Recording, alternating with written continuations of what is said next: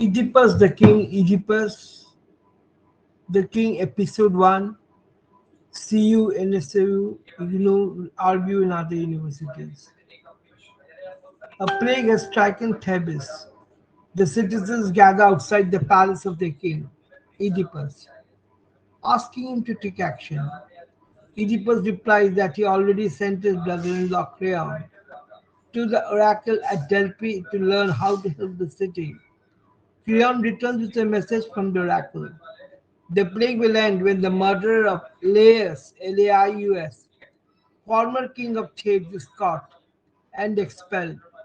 The murderer is within the city. Oedipus questions Creon about the murder of Laius, who was killed by thieves on his way to consult the oracle. Only one of the fellow travelers escaped alive. Oedipus promises to solve the mystery of Laius' death, going to curse and drive out the murderer. Oedipus sends for Tiresias, the blind prophet, and asks him what he knows about the murder. Tiresias responds cryptically, lamenting his ability to see the truth when the truth brings something nothing but pain. At first, he refuses to tell Oedipus what he knows. Oedipus curses and insults the old man, going so far as to accuse him of the murder. These taunts provoke Tiresias into revealing that Oedipus himself is the murderer. Oedipus naturally refuses to believe Tiresias' accusation. He accuses Creon and Tiresias of conspiring against his life and charges Tiresias with insanity. He asks why Tiresias did nothing when Thebes suffered under a plague once before. At that time, a sphinx holder held the city captive and refused to leave until someone answered this riddle, her riddle. Oedipus brags that he was alone, was able to solve the puzzle. Tiresias defends his skills as a prophet, noting that Oedipus's parents found him trustworthy. At this mention of his parents, Oedipus, who grew up in the distant city of Corinth, asks how Tiresias knew his parents. But Tiresias answers enigmatically. Then, before leaving the stage, Tiresias puts forth one last riddle, saying that the murder of Laius will turn out to be the both father and brother to his own children, and is the son of his own wife. After Tiresias leaves, Oedipus threatens Creon with death outside, conspiring with the prophet. Oedipus's wife, Jocasta, also the widow of King Laius, enters and asks why the men shout at one another. Oedipus explains to Jocasta that the prophet has charged him with Laius' murder, and Jocasta replies that all prophecies are false. As proof, she notes that the Delphic oracle once told Laius he would be murdered by his son, when in fact his son was cast out of Thebes as a baby, and Laius was murdered by a band of thieves. A description of Laius' murder, however, sounds familiar to Oedipus, and he asks further questions. Jocasta tells them that Laius was killed at a three-way crossroad just before Oedipus arrived in Thebes. Oedipus, stunned, tells his wife that he may be the one who murdered Laius. He tells Jocasta that long ago, when he was the prince of Corinth, he overheard someone mention at a banquet that he was not really the son of the king and queen. He therefore traveled to the oracle of Delphi, who did not answer him, but did tell him he would murder his father and sleep with his mother. Hearing this, Oedipus fled his home never to return. It was then in the journey that would take him to Thebes that Oedipus was confronted and harassed by a group of travelers whom he killed in self-defense. This skirmish occurred at the very crossroad where Laius was killed. Oedipus sends for the man who survived the attack, a shepherd, in the hope that he will not be identified as the murderer. Outside the palace, A messenger approaches Jocaste and tells her that he had come from the Corinth to inform Oedipus that his father Polybus is dead, and of course that Corinth has asked Oedipus to come and rule there in his place. Jocaste rejoices, if convinced that Polybus's death from natural causes is disproved, the prophecy that Oedipus would murder his father. At Jocasta's summons, Oedipus comes outside, hears the news, and rejoices with her. He now feels much more inclined to agree with the queen in deeming prophecies worthless and viewing chance as the principle governing the world. But while Oedipus finds great comfort in the fact that one half of the prophecy has been disproved, he still fears the other half, the half that claimed that he would sleep with his mother. The messenger remarks that Oedipus needs not worry because Polybus and his wife Merope are not biological parents. The messenger shepherd by profession knows firsthand that Oedipus came to Corinth. So, as an orphan, there are many questions here that comes into the presentation of the fact. Before that, let us go into the details. So, one day long ago, he was tending his sheep when another shepherd approached him carrying a baby. It sank the spins together. The messenger took the baby to the royal family of Corinth and they raised him as their own. The baby was Oedipus. Oedipus asks who the other shepherd was, and the messenger answers that he was a servant of Laius. Oedipus asks that his shepherd be brought forth to testify, but Jocasta, beginning to suspect the truth, begs her husband not to seek more information. She runs back into the palace. The shepherd then enters. Oedipus interrogates him, asking who gave him the baby. The shepherd refuses to disclose anything, and Oedipus threatens him with torture. Finally, what happens is this, that he answers that the child came from the house of Laius.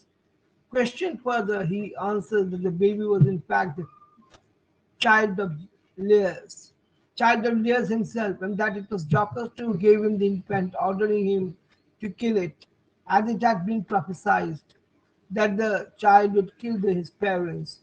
But the shepherd pitied the child and decided that the prophecy could be avoided just as well if the child were to grow up in a foreign city, far from his true parents. The shepherd therefore passed the boy, onto the shepherd to Corinth. Realizing who he is and who his parents are, Oedipus screams that he the truth sees the truth, and flees back into the palace. The shepherd and the messenger slowly exit the stage. A second messenger enters and describes scenes of suffering. Jocaste has hanged herself, and Oedipus, finding her dead, has pulled the pins from her robe and stabbed out his own eyes. Oedipus now emerges from the palace, bleeding and begging to be exiled. He asked Creon to send him away from Thebes and to look after his daughters, Antigone and Ismene. Creon, covetous of royal power, is also too happy to oblige. Now, after this, we will be moving forward with Oedipus, the king, episode 2, and taught in every university. Now, here, what do you find is the fact that the story cannot be just a story by itself. Fear, what should a man fear? It is all chance. Chance rules our lives. Not a man on earth can see a deer ahead. Groping through the dark, better to live at random. Best we can. And as for this marriage with your mother, have no fear. Many a man before you in his dream has shared his mother's bed. Take such things for shadows, nothing at all. Live Oedipus as if there is no tomorrow.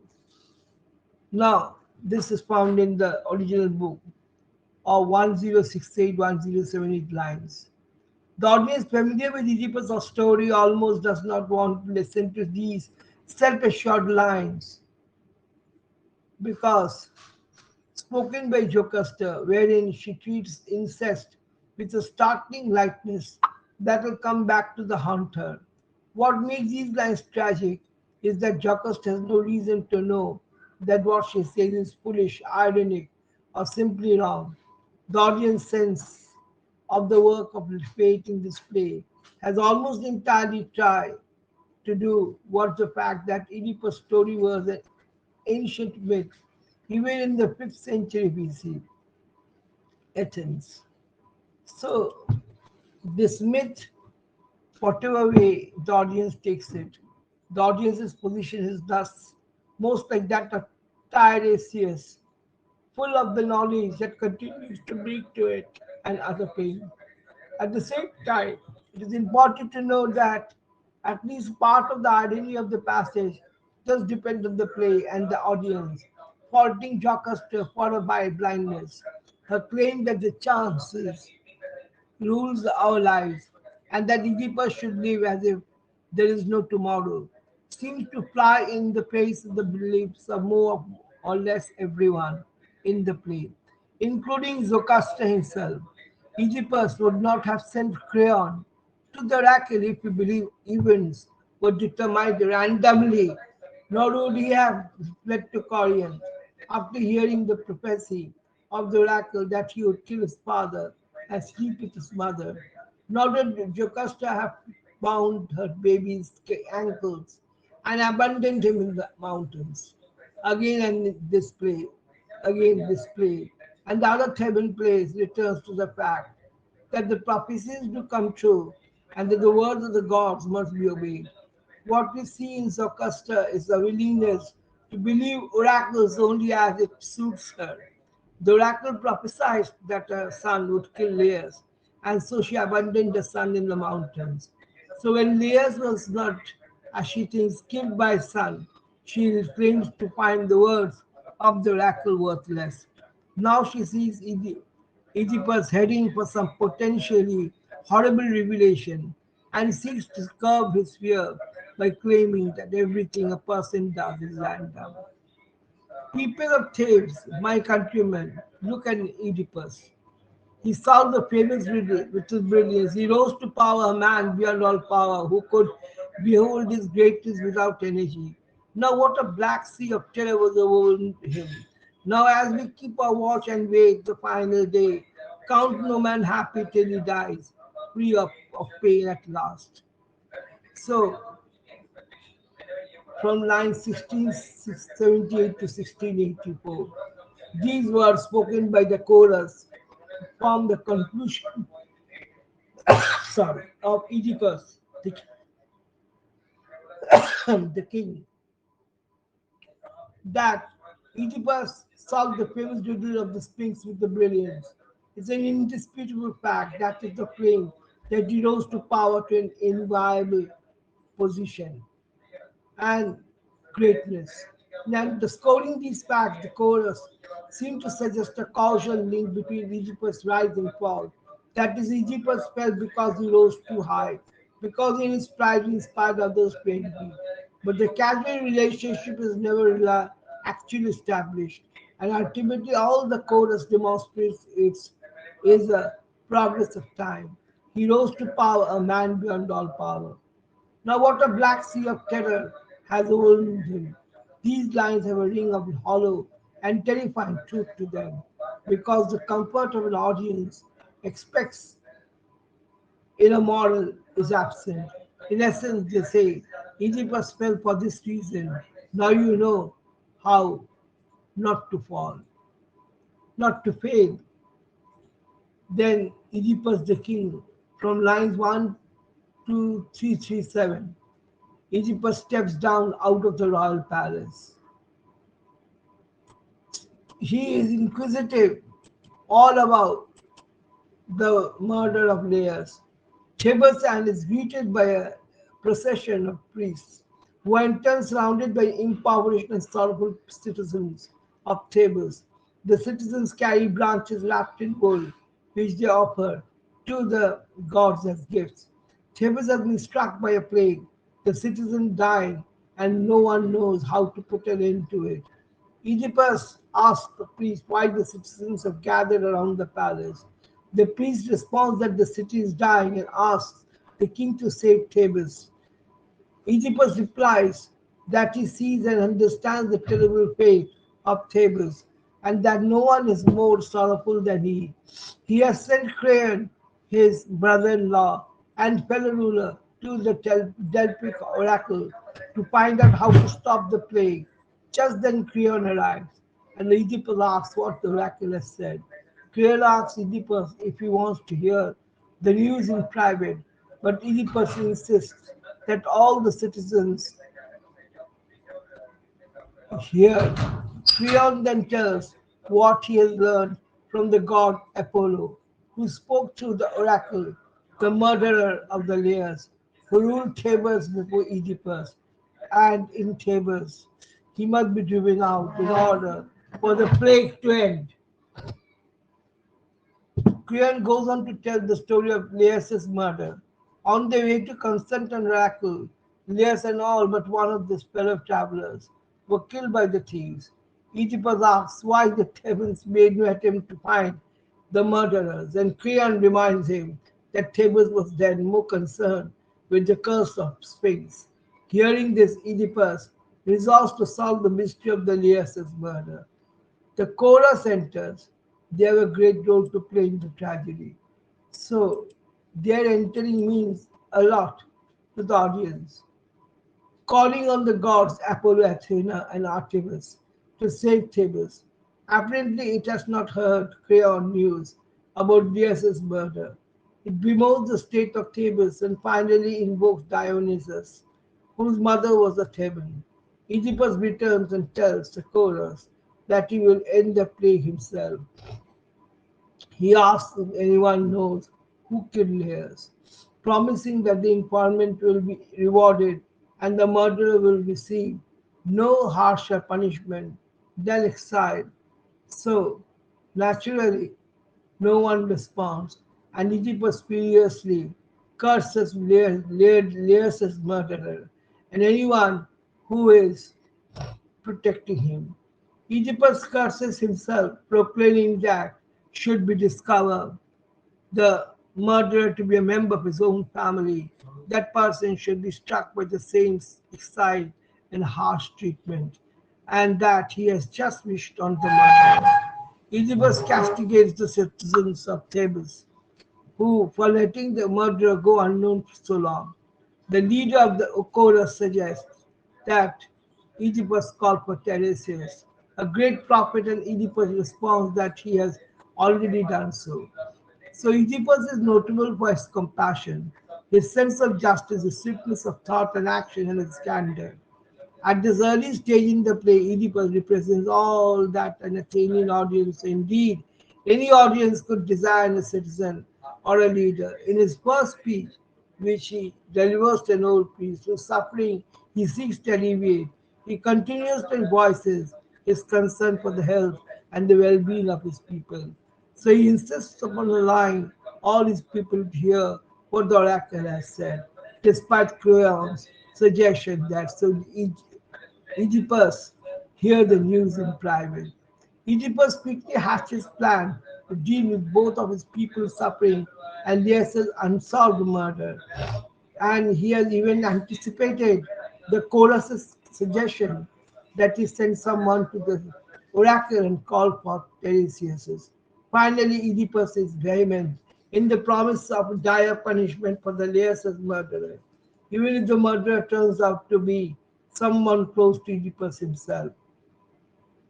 So Sophocles' audience knew the ancient story of Oedipus well, and would therefore interpret the greatness.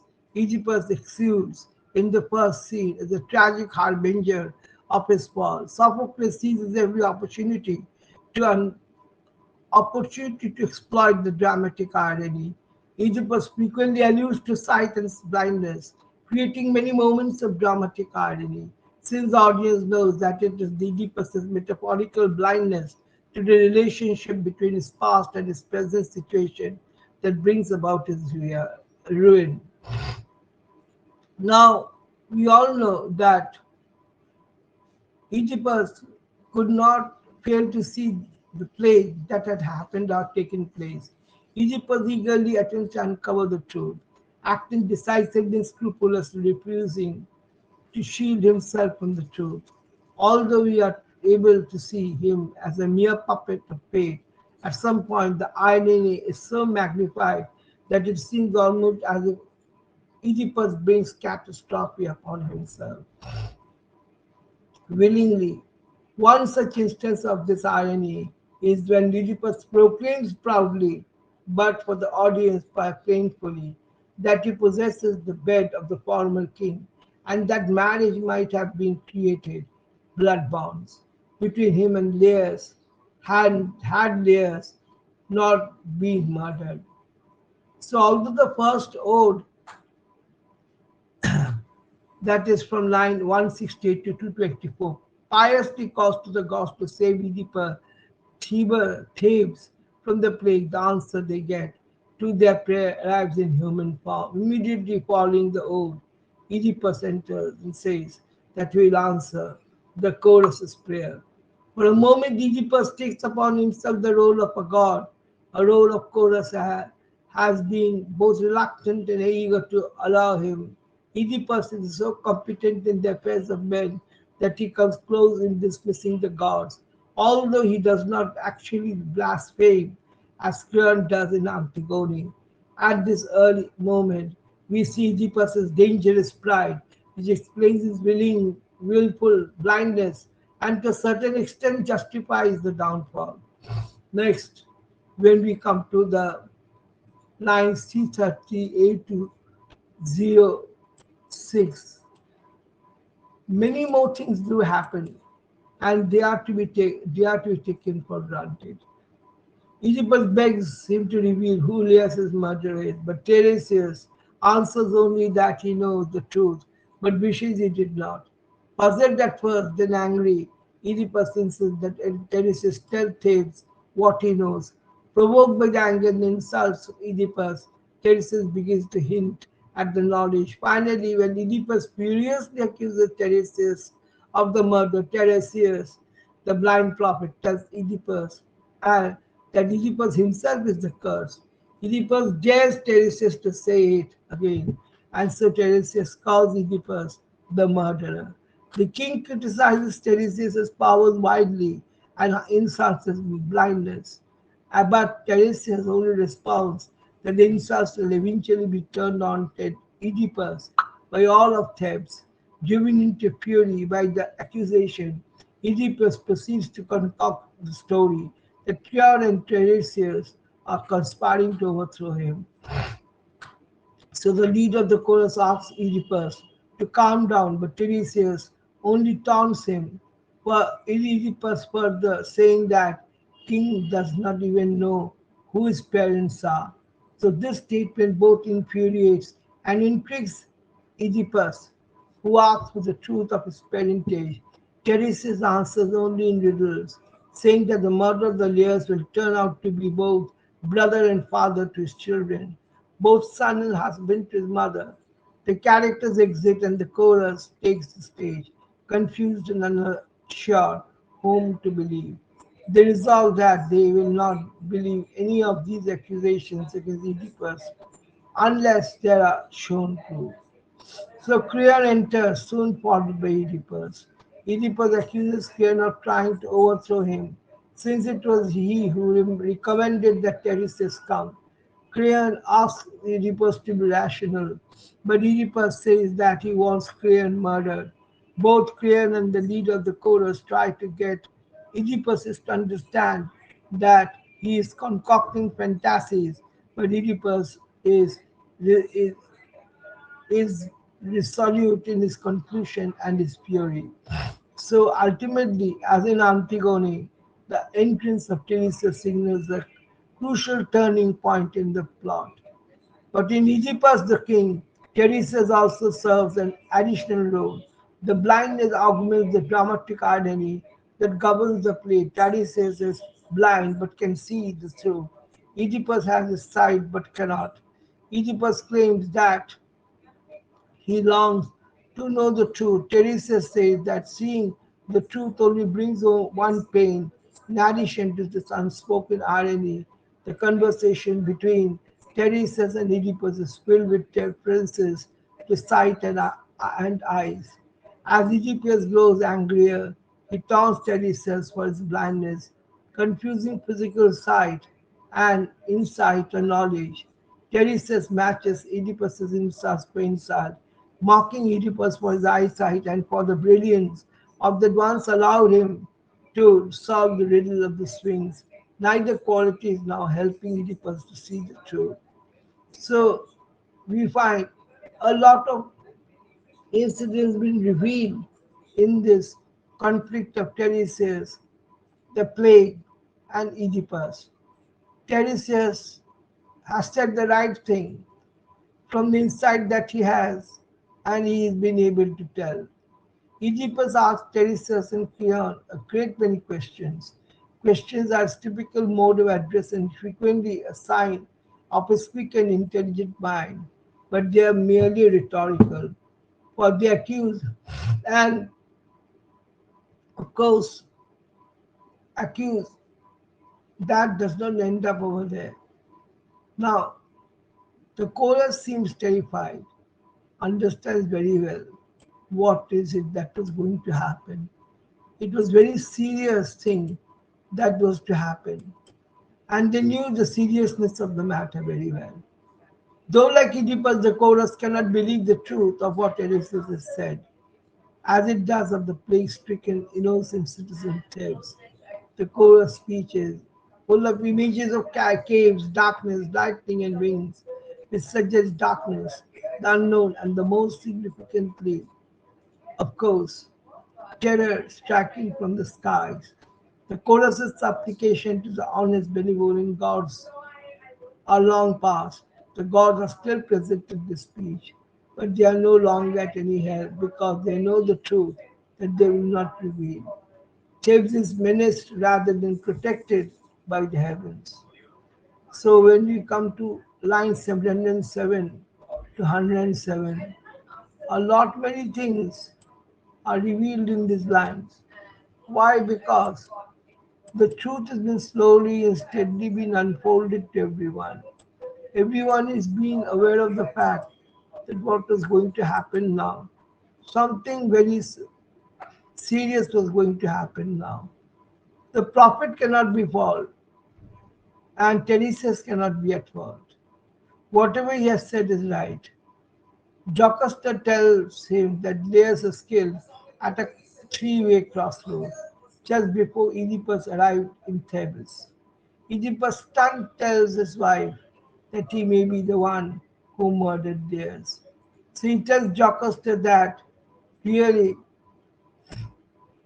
long ago, when he was a prince of the Corians, he heard at a banquet that he was not really the son of the king and the queen, and so went to the oracle of Delphi, which did not answer him, but did not tell him he would murder his father and sleep with his mother.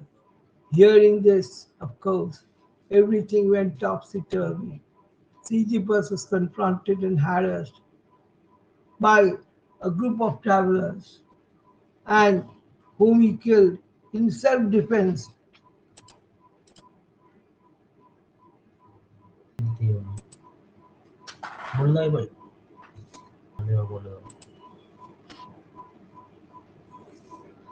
तो जाओ तो चली ही नहीं तो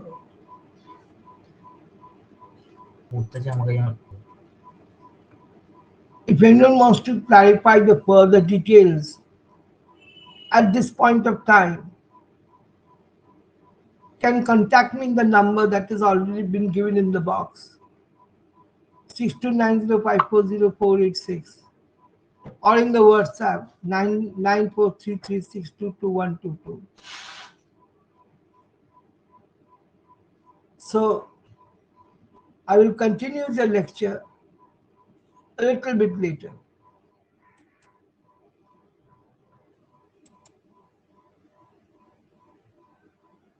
See, episode 2 continued on King Oedipus. Hoping that he will not be identified,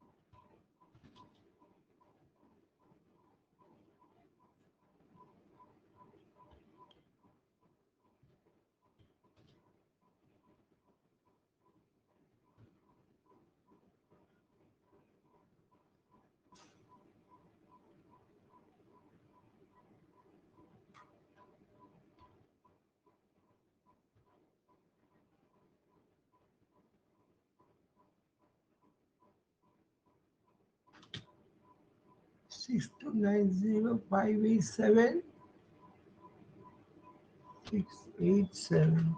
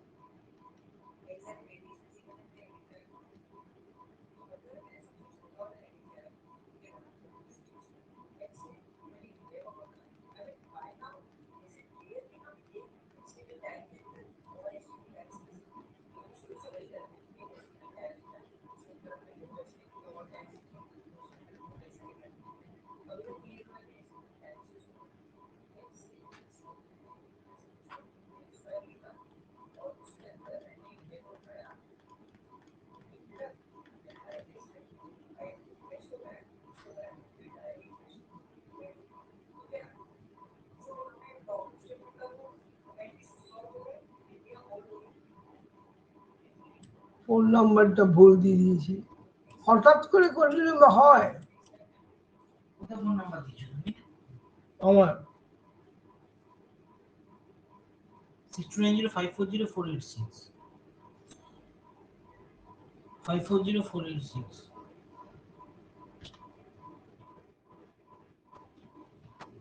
মোবাইলটা দিকে বলো কি শেয়ার করা আছে তোমার দেখি Ah,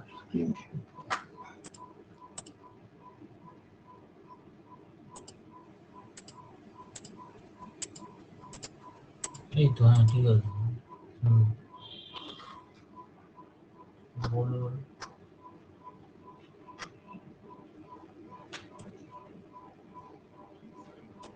more for it.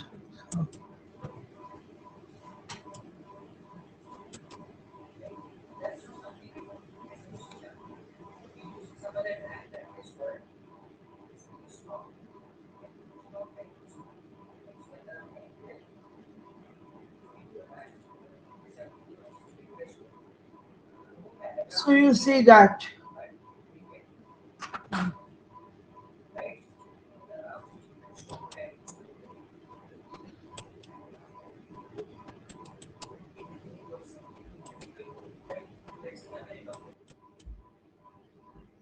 is also important for them to know. Now you see,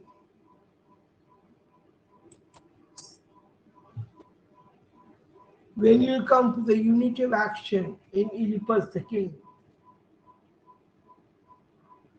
so where I have stopped, here the entire thing explained to you all. You need to understand it more properly. This peripetia, incentive moment, resolution, departure of Oedipus. At the end, incentive moment, Oracle finds the murder of Laius. Oedipus puts curse on murder of Laius.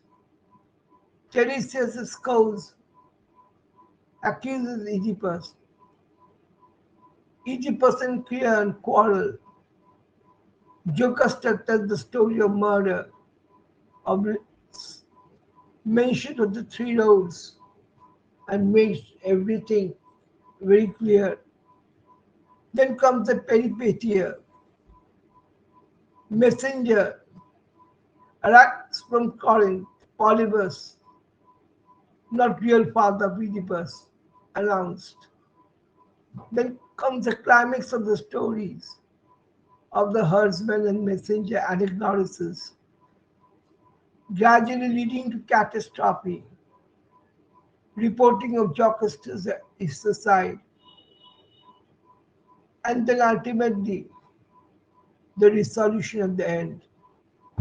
So follow the diagram, you'll understand what does it mean, how Oedipus, how Tiresias comes in between, tells Oedipus the truth of the entire episode that he has been involved in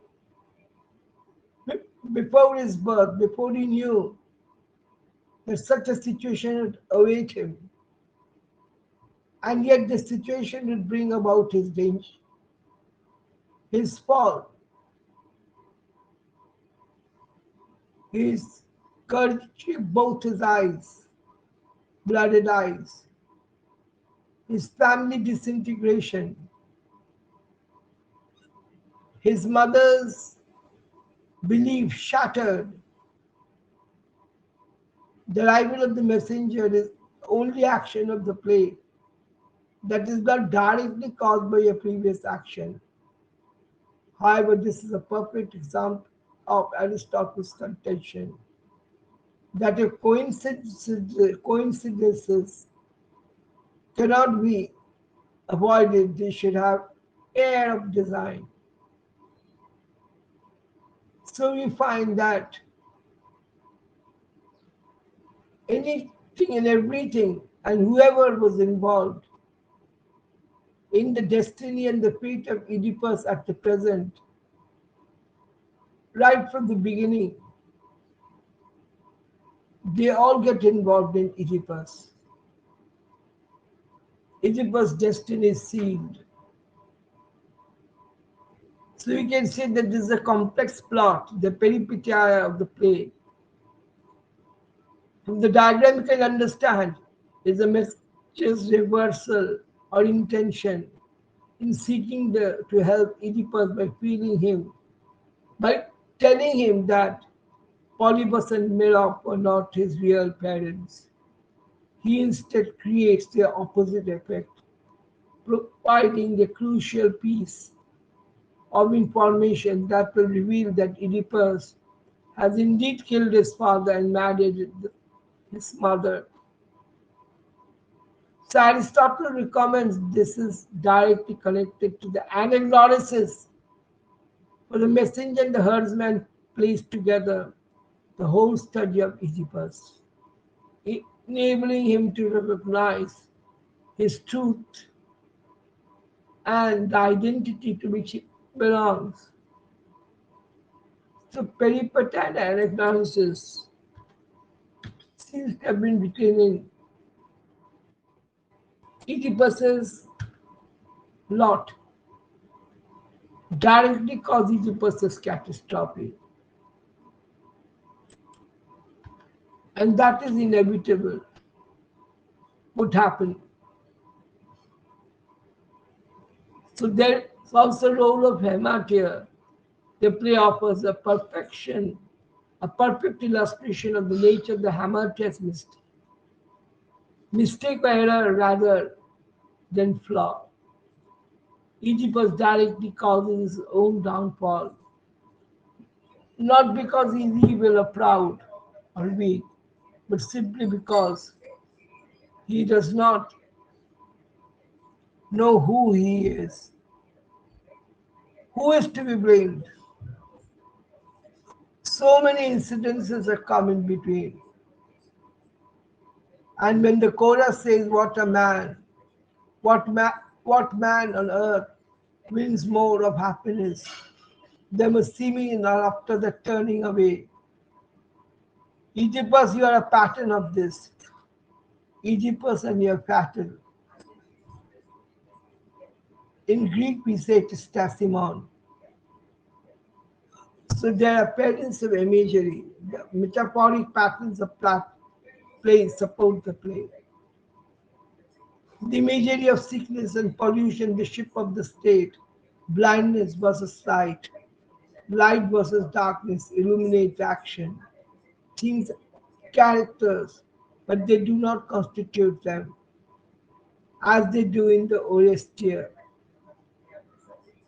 So faith in the Oedipus, the king, the tragedy of fate. Fate is an overreaching presence in Sophocles' Oedipus, the king. So fate has worked very hard with Oedipus, unknowingly worked hard, for which Oedipus was in no way responsible for what has happened, as if that it has all on a sudden on him. Critics have said that Oedipus in no way is of the fact that this fate and this destiny awaited him and would suffer him to such an extent that he will gouge his eyes with the pins of his mother's hair after his mother is dead. So in Greek tragedy, Oedipus the king, written by Sophocles, the antagonist is fate. The theme of fate is deeply intertwined in the plot in this play. All meet their fate, despite attempting to escape it. Fate chases them, involves everyone into it. No one can seek forgiveness from fate.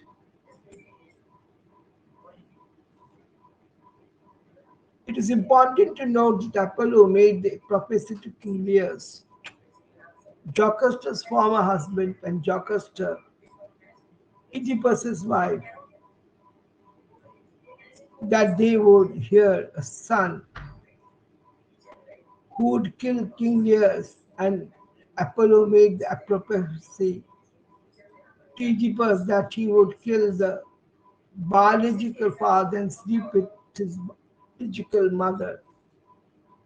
Now, till what you have studied, it is just story only presented by the words of Oedipus, written by Sophocles, immortalized by Aristotle. And when you read Oedipus, the king, you come to know that how such a type of destiny can await any man at any moment and any point of time. In the age of the ancient Greece, this was a fate God would be called into and be held responsible for this fate that has fallen on man. It is true, what can man do if this situation do arise and gods get involved into it? So fate next comes into the play with Oedipus, who has begun to think he's King Lear's killer, recounts the dinner where the drunken man accused Oedipus of being bastard. So Oedipus goes to the oracle at Delphi to find his destiny. So the oracle tells Oedipus as follows: "You are fated to couple with your mother. You bring a breed of children into the light no man can bear to see." These facts are very heartrending, and yet these oracles cannot be avoided because it has been predicted right from his beginning, the birth of his birth. Again, fate is seen when the messenger brings news that Polybus has died natural death. So both Oedipus and Jocasta rejoice, peopling this news, for it further proves that the oracles are wrong. But actually it is not so. In the Grecian word, oracles did play a great word, and that is what is in the story. We must be able to understand that when the shepherds arrive, we come to know a lot of fact. So the entire prophecy has been fulfilled.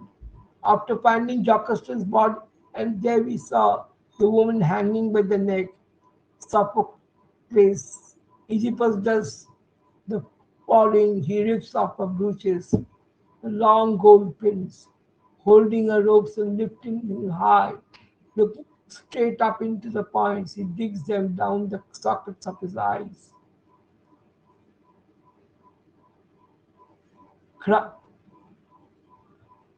So in the end of the play, Oedipus is blind, ruined, exiled, just as Tiresias' photo when he said, "You are the scourge of your own flesh and blood, and the double lash of your mother and your father's curse." So,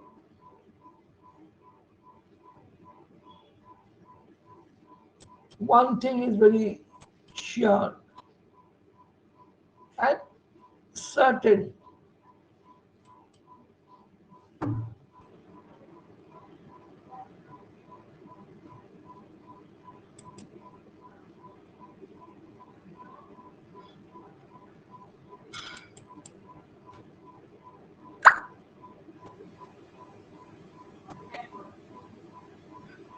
Now, fate plays a great role in Greek tragedy. Fate came out victorious in the end, In the Greek vision, fate cannot be altered or cheated. Even the gods cannot change fate. Instead of claiming one victim, many were ruined. If Jocasta had not tried to cheat fate, perhaps King Lear would be the only dead. Instead, King Lear and Jocasta both dead. Oedipus is ruined and his children are cursed by this incestuous pollution. Fate is a force not to be reckoned with. The chorus was an essential feature of the ancient Greek tragedy. Aristotle says in his Poetics, the chorus too should be regarded as one of the actors. It should be an integral part of the whole and take a share in the action that which it has in Sophocles rather than Euripides. So the chorus was a group personality consisting of 12 or 15 elder citizens. They used to dance round the altar of Dionysus, the god of the plants and fertility, wine, music, and poetry. So, in this way, the chorus came into being as an essential part of the Greek life. The chorus served as a link between the actors and the audience. It also gave description of the pity and the actors so that the audience may fully realize the significance. So the function of chorus in Oedipus Rex are to entertain the audience, to enhance the workings of the plot, and to explain the characters and events. This is very important question for the university exams. Unlike his contemporary Euripides, Sophocles was known to integrate the chorus's into action of the play. In Oedipus, in Oedipus, the king we see the chorus constantly advising Oedipus to keep the school. So most of the time in ancient tragedies, choruses do a lot of lamenting. Here also we find that they do lament over the fate of Oedipus. The chorus is roughly like the Peanuts gallery. Sophocles uses this group of Thebans to comment on the play's action and to foreshadow future events. He also uses it to comment on the large impact of the characters' actions and to expound upon the play's central themes. So the role of chorus, the contribution of chorus is a very important part in this part of discussion. In musical, the chorus, a group of players whose song and dance routine usually reflect and enhance the development of the plot, became increasingly more prominent during the 20th century. So you can very well see that how important it is.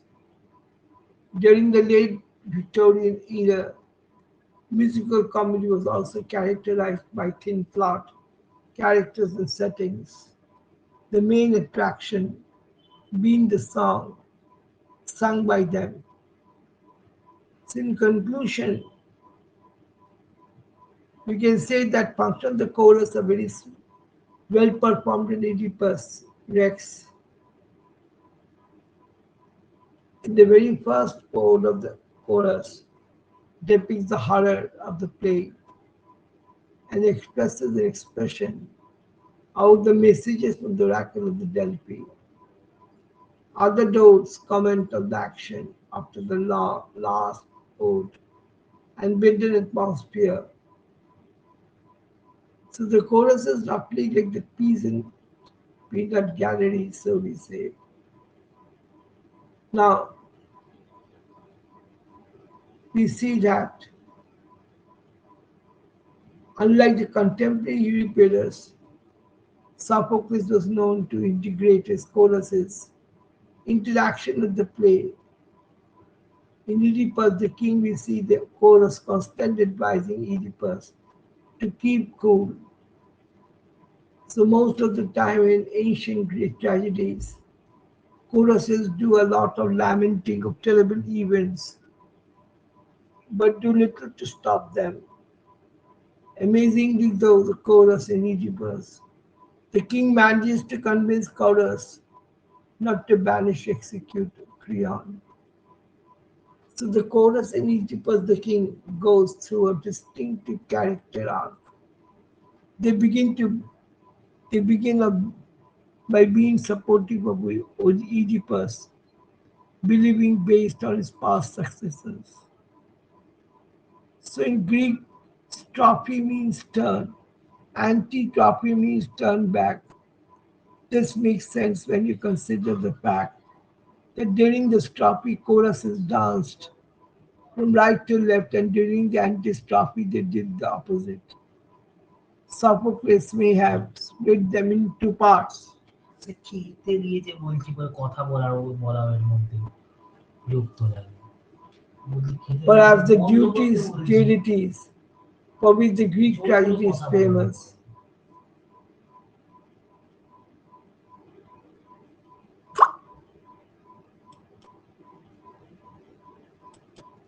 খরচ করতে বোঝো না কেন বলছি কারণ আছে জিনিসটা শুনে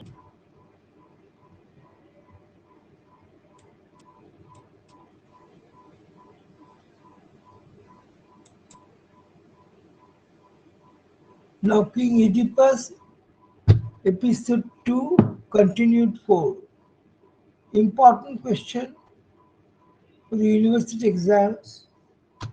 All the students must pay attention to it. And this is important because these questions are asked in several university exams. What purpose does the chorus serve in speaking with Oedipus and Sophocles' Oedipus, the king? As in many of our surviving Greek tragedies, the chorus, generally speaking, represents the viewpoint of someone. Whose viewpoint?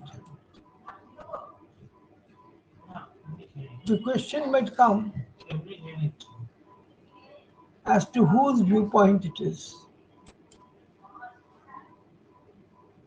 Now, who is not a king, queen, prince, princess, or upper class person?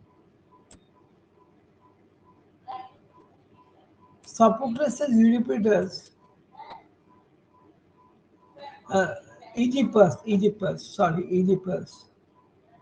the king, the chorus is given the persona of elderly men from Thebes. In the final conversation with Oedipus, they advise him to consult Tiresias about the murder of Laius, and Oedipus follows the advice. They also provide Oedipus with any information they know about the Laius murder. Later in the play, after Oedipus argues with Creon, the elderly Thebans again take on the role of advisor as they urge Oedipus not to suspect Creon of being disloyal to him. After Oedipus is blind himself, the chorus expresses both pity and horror at Oedipus. They think actually that Oedipus would have been better off if he had killed himself. So in Oedipus the king, the chorus role with respect to Oedipus himself appears to be that of an advisor, providing information and to serve as a group of citizens who react to what he has done after learning of his true identity. The question would then arise, how does hubris and hamartia cause Oedipus' downfall? Every tragic hero has a tragic flaw. A hamartia, and Oedipus is the exception to the rule. Usually this hamartia is the hubris, excessive pride or self-confidence. Every mortal needs pride to some degree, but when this self-confidence is so excessive that it blinds the hero to the truth, it prevents him from making sound decisions and ultimately leads to its downfall. So in Greek mythology, the gods determined a person's fate. However, sometimes a mortal was so confident in himself that he challenged the destiny and tried to create his own. This angered the gods, and the mortal was then put in his place. Oedipus does just that. When he is told to the Apollonian prophecy that he will kill his father and marry his mother, his excessive self confidence leaves him to take matters into his own hands, and he flees Corinth in the attempt to distance himself from his parents and escape his fate. Little does he know that his real parents are the king and the queen of Thebes, which will be in his final destination. Ironically, defying the gods and using his free will is what leads him to his homeless state. So even after he inadvertently fulfills the destiny, Hubris leads Oedipus to the truth about his past, while at the same time binding him from the truth. He forces Tiresias to tell him who his murderer is, even though the blind seer warns him of the consequences of that information. As wise and revered as Tiresias is, so when the seer finally reveals the truth, Hubris binds Oedipus and he mistakenly focuses on finding out his parentage instead of realizing the true message in Tiresias' words. I say that you secretly have lived most proudly with those who should be the most dear, nor do you see to what extent of evil you have come. I say that you secretly have lived most proudly with those who should not be most dear, nor do you see to such extent of evil you have come. So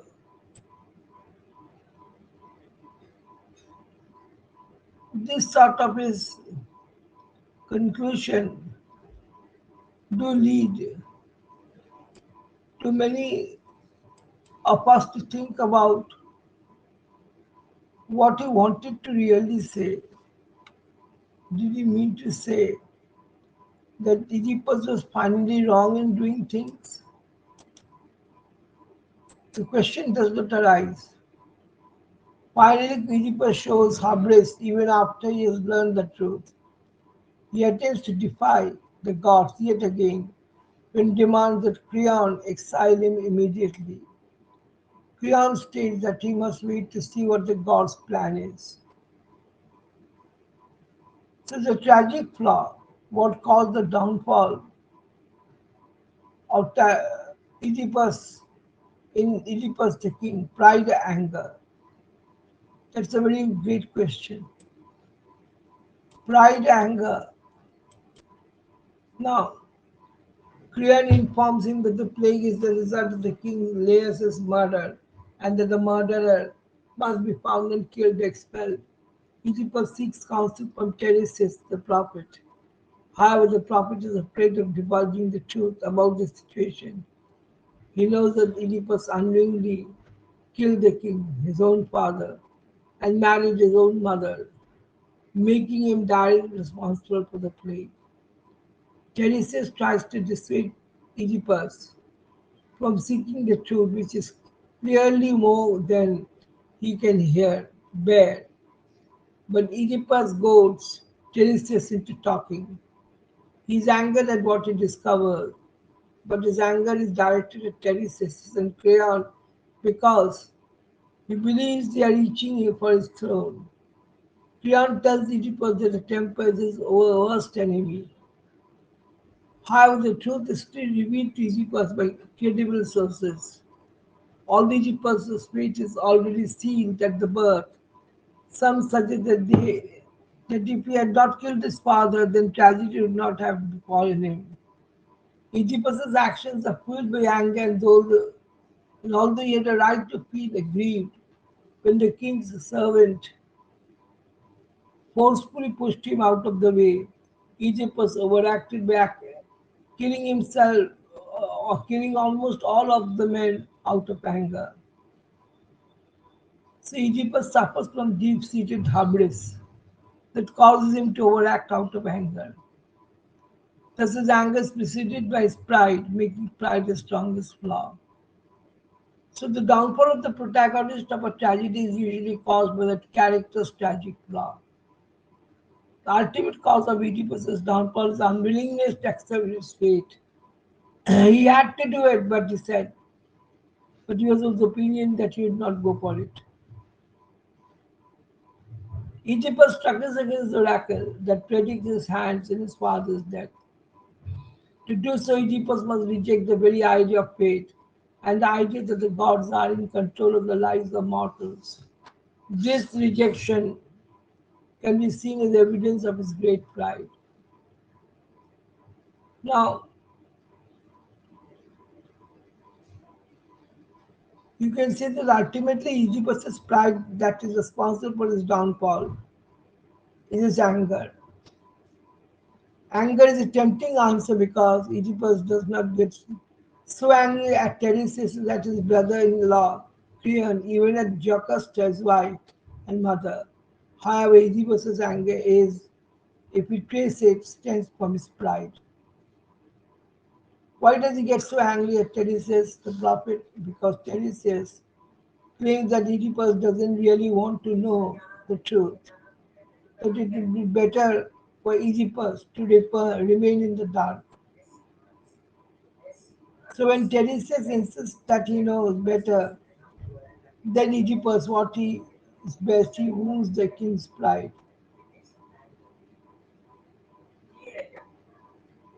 Now you see, hubris can be summarized as excessive pride.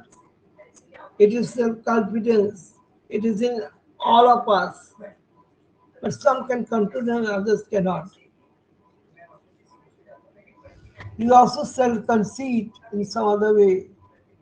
It is also named as self-conceit. We see Oedipus at the beginning of the play, a strong man in his prime, assured of his leadership, and entirely confident in his own abilities, setting out on the task of ridding the land of the scourge. By then, however, he has undergone the most spectacular downfall. Wife, mother dead through suicide. He himself has been blinded by his own hand and is about to exile at his own wish as he struggles to come to terms with the enormity of the former deeds. He realizes that he himself was the cause of the plague, and in order to heal the land, he must remove himself. At first, Oedipus proudly reminds his people of all he has done for them, delivering them from the Sphinx when no one else could prevail. He opens the play with a ringing proclamation of his own identity. The world knows my fame, I am Oedipus. So his impasse of his identity is also later on, after his downfall, in the most anguished and bitterly ironic terms. When once he took pride in his achievement, his name was now is a marker of the most frightful shame and dishonor. See, Oedipus's initial sense of pride and self-assurance leads him to behave arrogantly and with others. He cannot hold anyone else responsible, but his own arrogance is responsible for his downfall.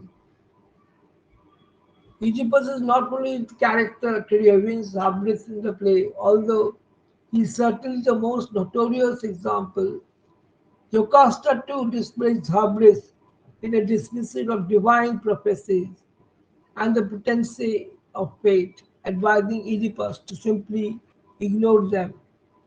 She is punished even more than Oedipus, who does regain some measure and straight dispatches himself. So, in this respect, we have the character of Jocasta, and we are confident of how she herself is responsible for all the wrongs that she had done. Wrongs, whether she has done or not, is another question. we shouldn't go into such controversies. These controversies of ours sometimes lead to our own downfall because not able to judge a person correctly from the point of view of our judgment. So Jocasta first enters the play at the height of the quarrel between Oedipus and Creon. She may be responsible to an extent of creating a lot of confusion for too many people. But how is she held responsible? Because she wants to hide the reality factor and that she couldn't do it. From the point of view of her way of acting at things, she was totally a failure. She wanted to be smart with her own self, with her own doings, with her own mistakes, but yet too much of smartness sometimes leads to her own tragedy. One has to admit that. And naturally, that has led to a tragedy. If she would have been careful in dealing with Oedipus and not just making him the story of his own tragedy, she could have avoided it if she really meant good for her own boy, own child, but she was not at all responsible for that. So probably she was wrong in doing things with Oedipus. She thought that she was doing the right thing, of not making you understand that how she was slowly and steadily falling into her own trap. She may be a moderate and irresistible woman. Some critics do point out the fact. They tell her about her skepticism, frankly skeptical of prophecies, and therefore is, according to the religious ideas of the time, guilty of irreverence towards the gods. That may be a fault. So she actually didn't want to contribute to the truth, knowing fully well that she was responsible for the truth that she was trying to hide. Her sad end after discovery of the truth, Jocasta tries to prevent Oedipus from learning the truth, though he pays no attention to her. Her skepticism and impiety, Jocasta's love and anxiety are always at his side. It is her tragedy that she actively leads Oedipus towards a common disaster, and that she realizes the truth gradually, though always in advance of him. So you see, in a moral sense, neither guilty nor innocent, Jocasta's belief ends where Oedipus ends too, in replacing the gods by Tyche, in putting a skeptical fatalism in the place of piety.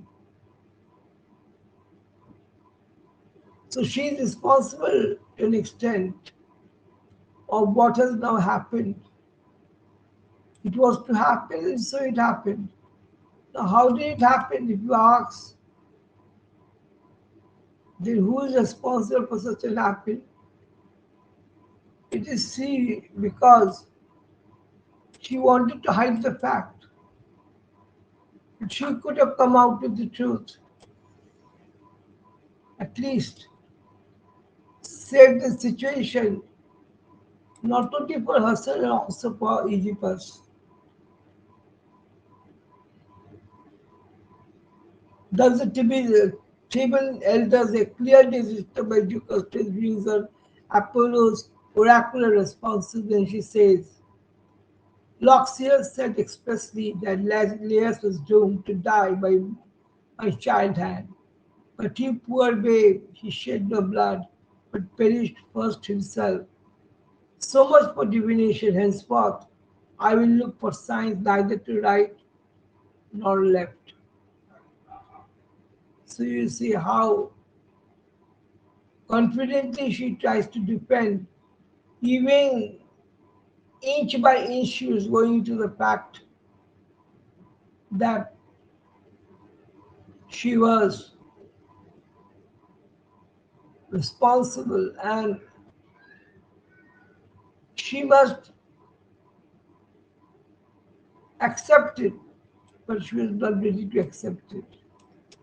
She thought why she would accept it. To the extent of seeing that it seemed that she thought that acceptance is something that makes you very low-sided in your appeal.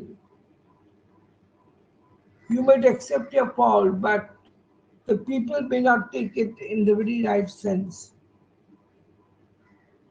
In the 7 against Thebes, Aeschylus states, line 45, for thrice Apollo spoke this word divine, from Delphi's central shrine to Laius, die thou childless, thus alone can the land's weal be won.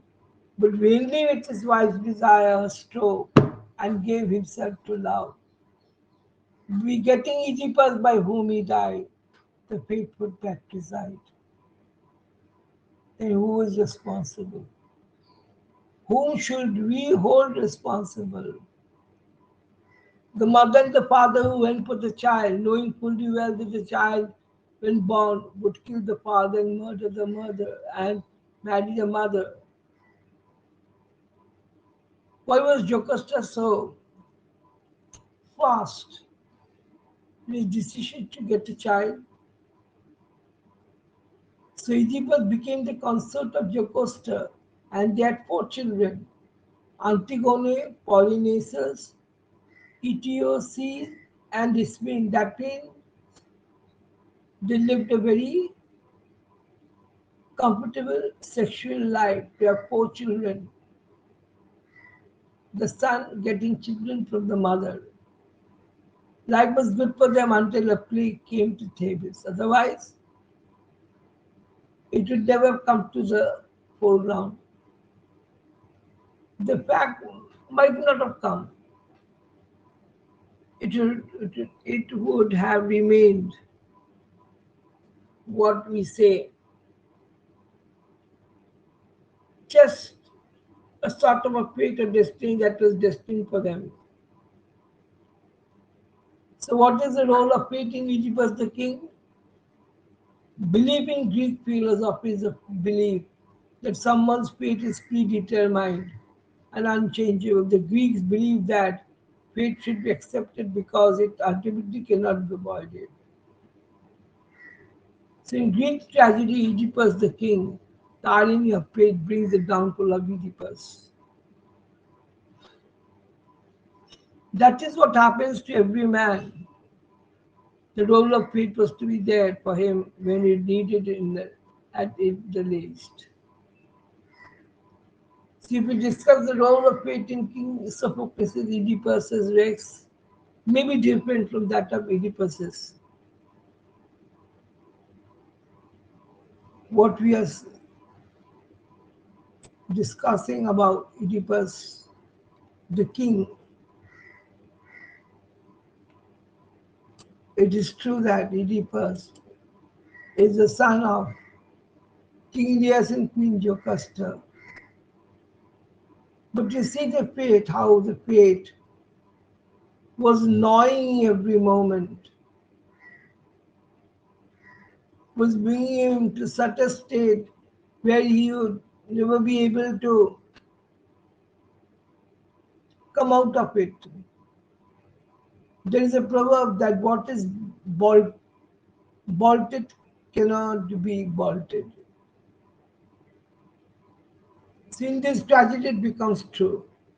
Oedipus has been trying his best to deny his fate and save him from the worst sin, but he fails because his destiny bounds him to do so. Oedipus has failed and fate has won. So the role of fate on Oedipus is almighty. So this is a drama of fate, destiny. Hardly such drama of destiny do happen in real life, but it happened in the Greek tragic period. Even when he runs away from Polybus and Merope, fate does not leave him. What is bolted is always bolted. So this exposition, complication, climax, and denouement in Sophocles' Oedipus Rex is a very important question for the university exam. All those who are going for the examination, what I have discussed till now, you have to refer to Oedipus Rex also to an extent to understand, because this is a tragedy. The climax is defined as the turning point in the story, the moment when rising action turns to falling action, leading towards the dissolution. The climax is also often the most emotionally intense moment of the story. So the denouement of the climax that I have given in the drawing should be very well understood by the students, as otherwise such a complex play like King Oedipus can never be understood by the student. Reading some notes does not help you. You will have to identify and explain the major internal and external conflicts in Oedipus Rex. This is question is also set for university exam.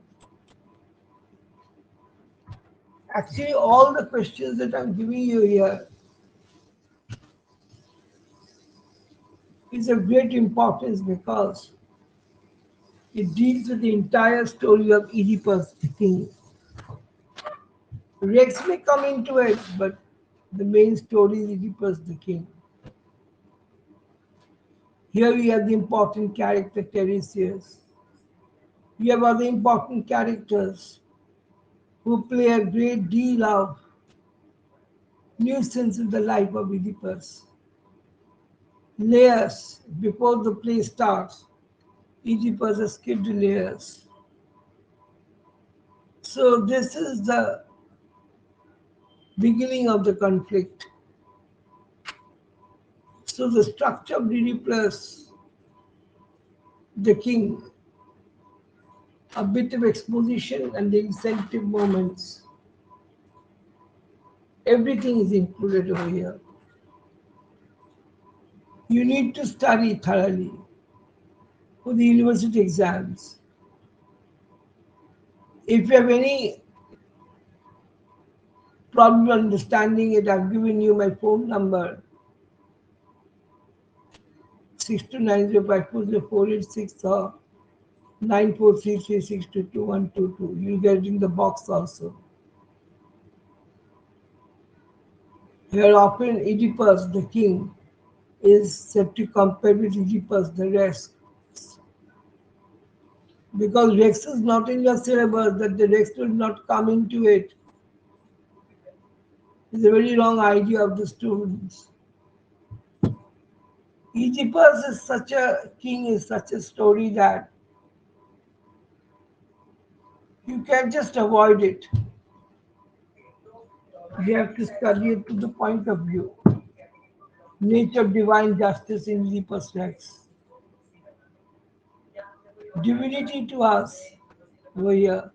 Oedipus is condemned to a horrible destiny due to the act not of himself but his father Laius. His father and mother should have been careful in giving birth to such a child. If such child would have been such a problem after he had grown into a full-fledged young man. So many, there are many critics who have given innumerable factors that are responsible for Oedipus's fall. Oedipus sometimes exhibits qualities of pride and arrogance. First one. Second factor in Oedipus's downfall and thus in the tragedy is fate, which he has no control.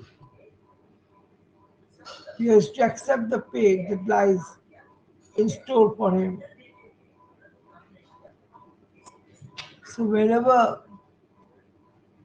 we read a story like Sophocles' Oedipus, we should be careful what we are reading. It may sound very easy, the story, or may not be plausible for some students. How can this be possible? How can the son murder the father and marry the mother? See, so many questions can be understood only if you read the entire play. Reading one or two lines and then coming to a definite conclusion that what is the play about. Most of the students they do such things. They read few lines and they think that they've understood Oedipus. When it has been so impossible with Sophocles, Aristotle, we are nothing. We are just trying to find a pin in a mound of sand. Try to understand the play properly. If you want to answer the university questions, any questions can be given to you. It is not only the favorite of the great master Aristotle, it is also the favorite of many teachers, professors, and scholars who might question it in such a manner that that if you are not able to answer, then you are to be blamed because you have not studied it properly. I'm not saying that it's a very small thing to study just at one shot. It takes time to understand, but at least the story makes you understand what you're studying about. From the story, you can make answers. Story doesn't stop you from making answers. What stops you from making answers is the proper approach. How to approach the story from the point of view of all the characters who are involved in the story. Most of the students do that mistake. They think that they understand the story from the point of view of the story as told by the great masters like Aristotle. Hmm.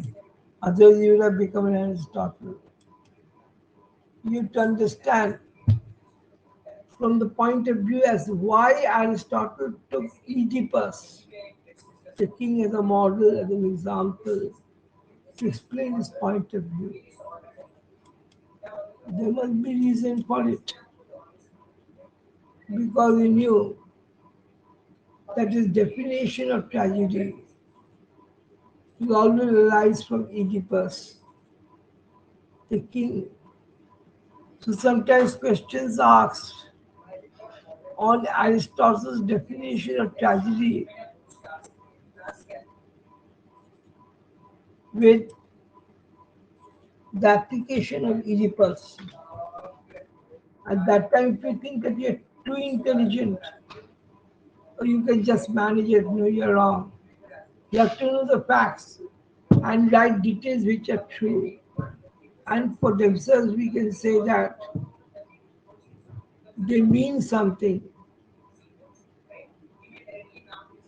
Of course, whether Oedipus has a free will or not, free will versus fate, both act in Oedipus, free will and fate.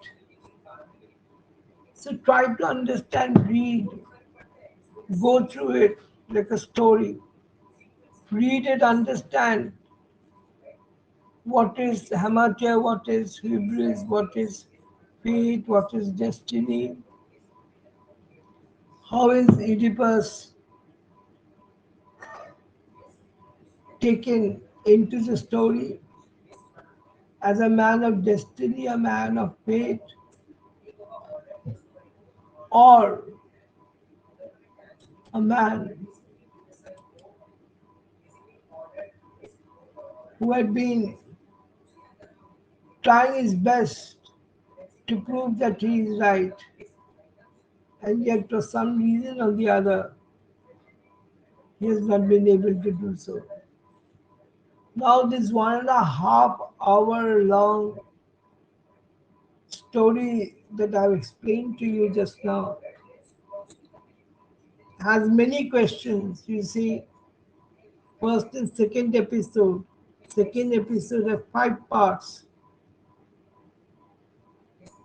5 to 7 or 8 different types of questions, maybe asked. So you have to prepare accordingly. This first and second episode is a stepping stone, you can say, the platform from where you will take the leap and dive into the philosophy of Oedipus the king. Of course, the Oedipus the Rex will also come. So my request to students would be not to leave it midway. From here, you might get 6 to 7 questions. All have been discussed thoroughly and with great precision. It has been discussed. Now it is your way how you will do it. This first and second episode, particularly questions are mainly asked from this second episode. I have taken it from various sources and given it to you. In one source, it is not available.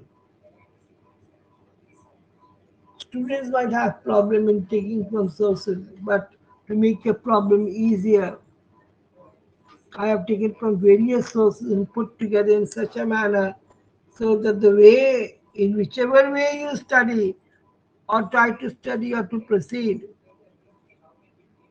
all the answers will be answered properly. Don't write anything rubbish from your own. Don't write from the Hindi cinema that you have seen or the detective stories or from Agatha Christie or from Arthur Conan Doyle or any story like that.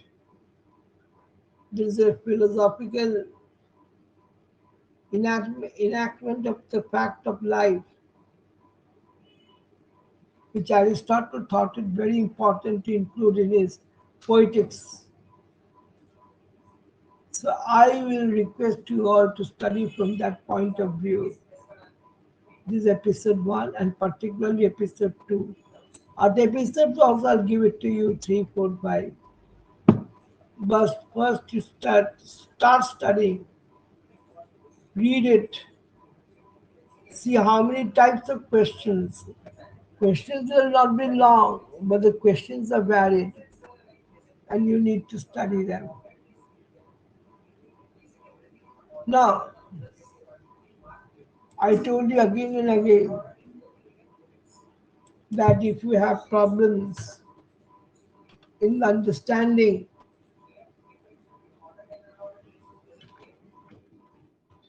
call me for tuition or guidance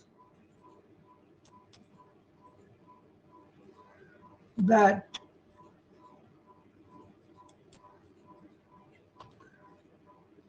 you might need it for the understanding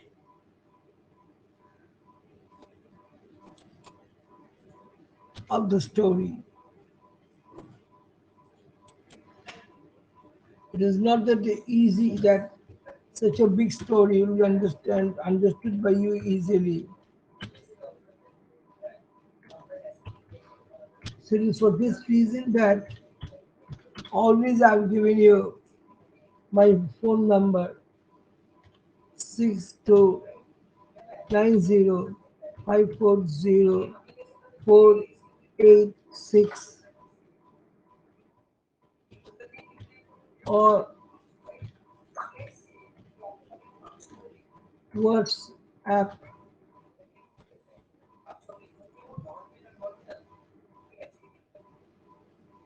That is also important for you. So 94 33 6 22 122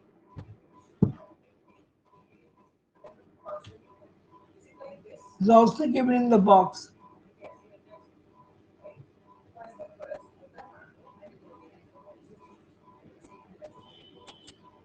So I think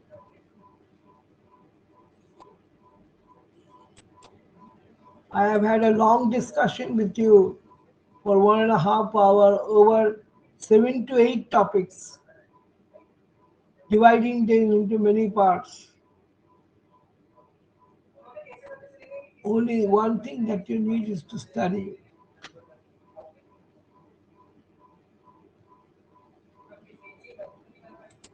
And what else can I say?